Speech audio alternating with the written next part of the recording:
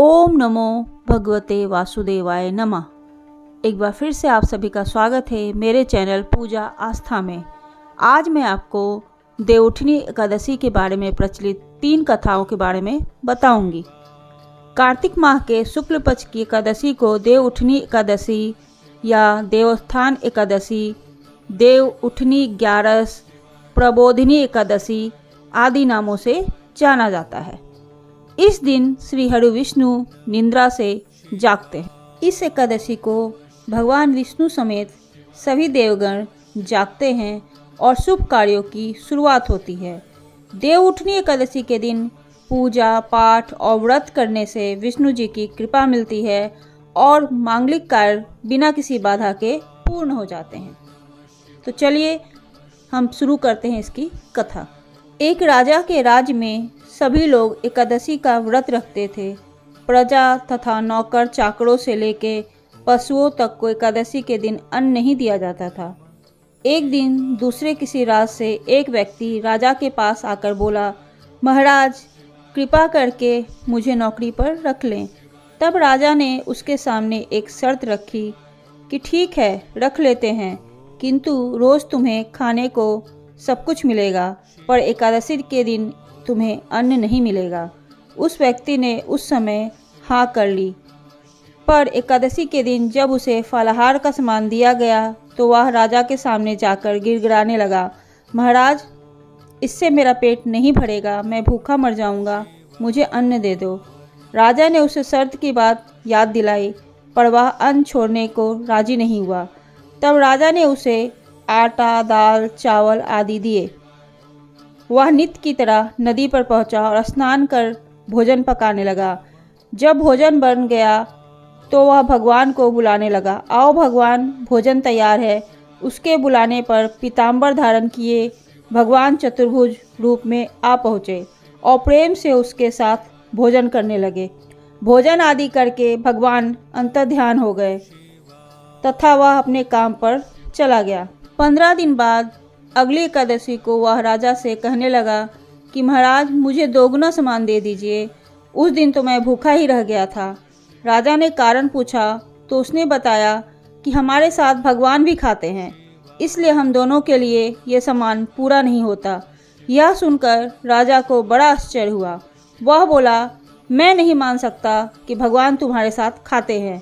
मैं तो इतना व्रत रखता हूँ, पूजा करता हूँ, पर भगवान मुझे कभी दर्शन नहीं देते। राजा की बात सुनकर वह बोला, महाराज यदि विश्वास ना हो तो साथ चलकर देख लीजिए।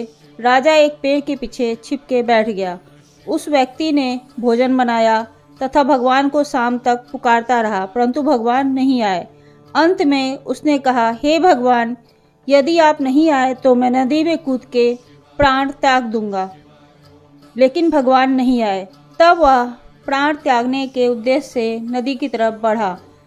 प्राण त्यागने का उसका दृढ़ इरादा जान शीघ्र ही भगवान ने प्रकट होकर उसे रोक लिया और साथ बैठकर भोजन करने लगे। खा पी के वे उसे अपने विमान से बिठाकर अपने धाम ले गए।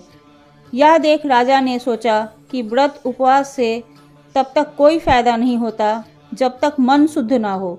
इससे राजा को ज्ञान मिला। वह भी मन से व्रत उपवास करने लगा और अंत में उसे स्वर्ग की प्राप्ति हुई। यह थी देव प्रबोधिनी एकादशी की पहली व्रत कथा। अब हम सुनेंगे देव प्रबोधिनी एकादशी व्रत कथा 2। एक राजा था, उसके राज्य में प्रजा सुखी थी। एकादशी को कोई भी अन्न नहीं बेचता था, सभी फलाहार करते थे। एक बार भगवान ने राजा की परीक्षा लेनी चाहिए। भगवान ने एक सुंदरी का रूप धारण किया तथा सड़क पर बैठ गए। तभी राजा उधर से निकला और सुंदरी को देख चकित रह गया। उसने पूछा, हे सुंदरी तुम कौन हो और किस तरह से यहाँ बैठी हो? तब सुंदर स्त्री बने भगवान बोले, मैं निराश्रित हूँ, नगर में मेरा कोई जान पहचान नहीं है, किससे सहायता मांगूं? राजा उसके रूप पर मोहित हो गया था। वह बोला, तुम मेरे महल में चलकर मेरी रानी बनकर रहो। सुंदरी बोली, तुम्हारी बात मानूंगी, पर तुम्हें राज का अधिकार मुझे सौंपने होंगे। राज पर मेरा पूर्ण अधिकार होगा। मैं जो भी बनाऊंगी तुम्हें खाना होगा। राजा उसके रूप पर मोहित था, अतः उसने उसकी सभी शर्तें स्वीकार कर ली। अगले दिन एकादशी थी। रानी ने हुक्म दिया कि बाजार में अन्य दिनों की तरह अन्न बेचा जाए। उसके घर में मांस मछली आदि पकवाएं तथा परोस कर राजा के खाने के लिए दिया गया। यह देखकर राजा बोला, रानी आज एकादशी है, मैं तो केवल फलाहार ही करूँगा। तब रानी ने शर्त की बात याद दिलाई और बोली, या तो खाना खाओ, नहीं तो मैं बड़े राजकुमार का सिर काट लूँगी। राजा ने अपनी स्थिति बड़ी रानी से कही तो बड़ी रानी बोली, महाराज धर्म न छोड़ें, बड़े राजकुमार का सिर दे दें। पुत्र तो फिर मिल जाएगा पर धर्म नहीं मिलेगा। इसी दौरान बड़ा राजकुमार खेलकर आ गया। माँ की आंखों में आंसू देख वह रोने लगा। कारण पूछा तो माँ ने उसे सारी स्थिति बता दी। तब वह बोला, मैं सिर देने के लिए तैयार हूँ पिताजी, धर्म की रक्षा होगी, जरूर होगी। राजा दुखी मन से राजकुमार का सिर देने को तैयार हुआ तो रानी के रूप में भगवान विष्णु ने प्रकट होकर असली बात बताई। राजन, तुम इस कठिन परीक्षा में पास हुए। भगवान ने प्रसन्न मन से राजा से वर मांगने को कहा तो राजा बोला, आपका दिया सब कुछ है, हमारा उद्धार करें। उसी समय एक विमान उतरा। राजा अपने राजपुत्र को सौंप दिया और विमान में बैठकर परम धाम को चला गया। तो ये थी देवउठनी एकादशी की दूसरी कथा। अब हम सुनेंगे देवउठनी एकादशी की तीसरी कहानी। प्राचीन समय में शंखासुर नामक एक राक्षस था। शंखासुर ने तीनों लोकों में बहुत ही उत्पात मचाया हुआ था। तब सभी देवता के आग्रह करने पे भगवान विष्णु ने उस राक्षस से युद्ध किया और युद्ध कई वर्षों तक चला। युद्ध में वह असुर मारा गया और इसके बाद भगवान विष्णु विश्राम पे चले गए। कार्तिक शुक्ल एकादशी के दिन भगवान विष्णु की निद्रा टूटी थी और देवताओं ने भगवान विष्णु की पूजा की थी। विष्णु महापुराण के अनुसार पौराणिक समय में दैत्यों का राजा दंभ हुआ करता था। वह बहुत बड़ा विष्णु भक्त था। कई सालों तक उसके यहाँ संतान नहीं होने के कारण उसने शुक्राचार्य को अपना गुरु बनाकर उसने श्री कृष्ण मंत्र प्राप्त किया। यह मंत्र प्राप्त करके उसने पुष्कर सरोवर में घोर तपस्या की। भगवान विष्णु उसकी तपस्या से प्रसन्न हुए और उसे संतान प्राप्ति का वरदान दे दिया। भगवान विष्णु के वरदान से राजा दंभ के यहाँ एक पुत्र ने जन्म लिया। इस पुत्र का नाम शंखचूड़ा रखा गया। बड़ा होकर शंखचूड़ा ने ब्रह्मा जी की घोर तपस्या की।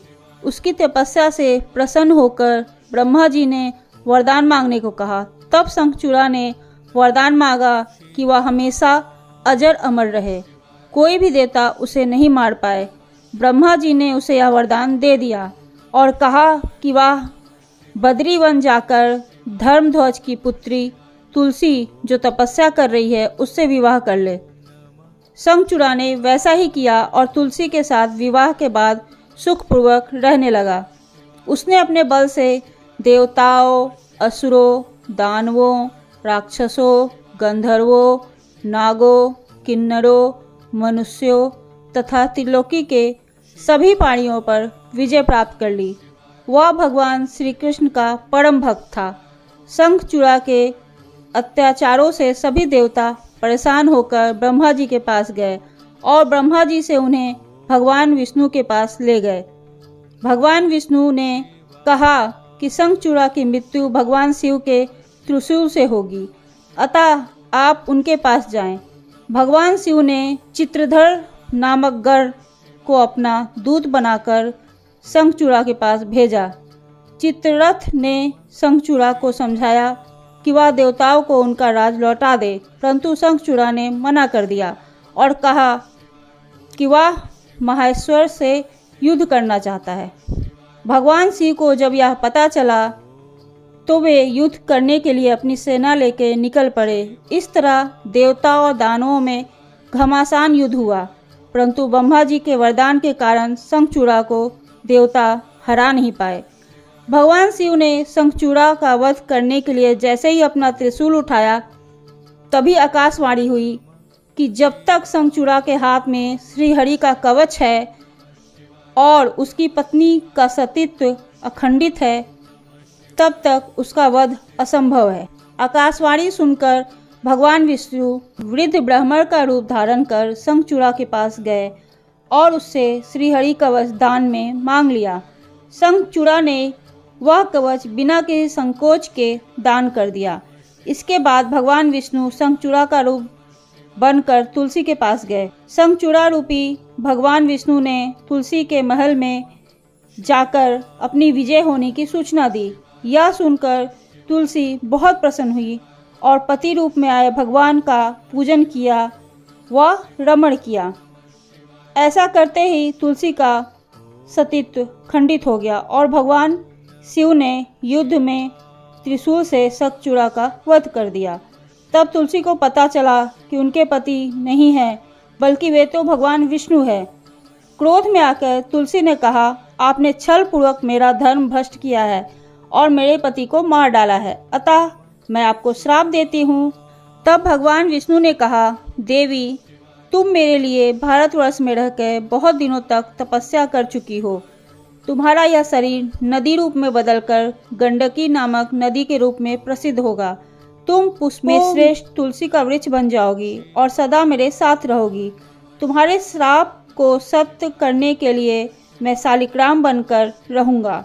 गंडकी नदी के तट पर मेरा वास होगा। देव प्रबोधिनी एकादशी के दिन भगवान शालिग्राम व तुलसी का विवाह संपन्न कर मांगलिक कार्यों का प्रारंभ किया जाता है। हिंदू धर्म मान्यता के अनुसार इस दिन तुलसी शालिग्राम विवाह करने पर अपार पुण्य की प्राप्ति होगी। तो ये थी देवउठनी एकादशी के दिन सुनी जाने वाली 3 प्राचीन कथाएं। देवउठनी एकादशी के दिन जो भी इस कथा को पढ़ता है या सुनता है उसे अपार पुण्य की प्राप्ति होती है। तो अगर आपको मेरी कहानी पसंद आई हो तो प्लीज़ मेरे इस चैनल को लाइक कीजिए, सब्सक्राइब कीजिए। मैं आपसे मिलूंगी अपने अगले वीडियो में। ओम नमो भगवते वासुदेवाय नमः।